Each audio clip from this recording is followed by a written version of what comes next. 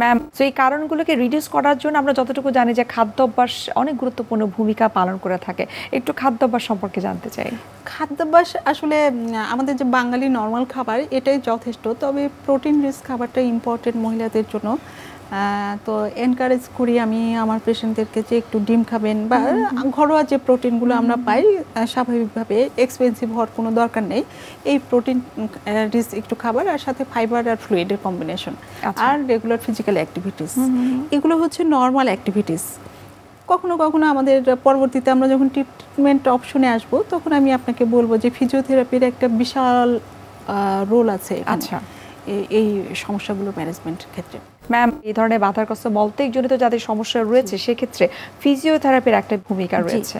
আচ্ছা, এক্ষেত্রে আপনারা যখন ফিজিওথেরাপির কাছে বা ফিজিওথেরাপিস্ট যারা রয়েছে তাদের কাছে যখন রেফার করেন তখন আসলে রোগীর ফিডব্যাকটা কিরকম আপনারা পেয়ে থাকেন? ফিজিওথেরাপিস্টের কাছে নাই, এটা তো আসলে একটা আমরা অনেক সময় বলি যে বায়ো ফিডব্যাক, মানে মেশিনে আমি রোগীকে এক্সারসাইজ করাবো, কিভাবে সে টয়লেট ট্রেনিংও এর মধ্যে পড়ে, সাইকোলজিক্যাল থেরাপিও পড়ে এর মধ্যে। তো আমি যখন পেশেন্টকে ফিডব্যাক দিব যে আপনি এইভাবে টয়লেট করলে আপনার জন্য ভালো হবে, মলদারটা আপনি কতটুকু সংকুচিত করবেন, কতটুকু প্রসারিত করবেন, কতটুকু প্রেশার দিবেন, সেটা আমি রোগীকে ফিডব্যাক দিব।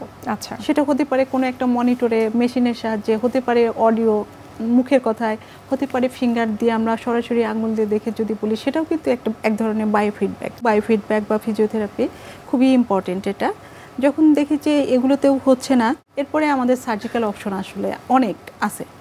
তো আমরা যেই পেশেন্টের যেই সার্জারিটা লাগবে সেই সার্জারিটাই অফার করি।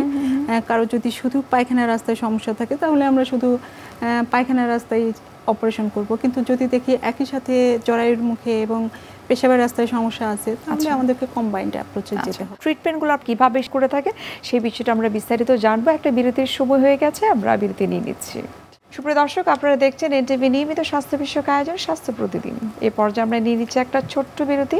কোথাও যাবেন না, আমাদের সঙ্গেই থাকুন।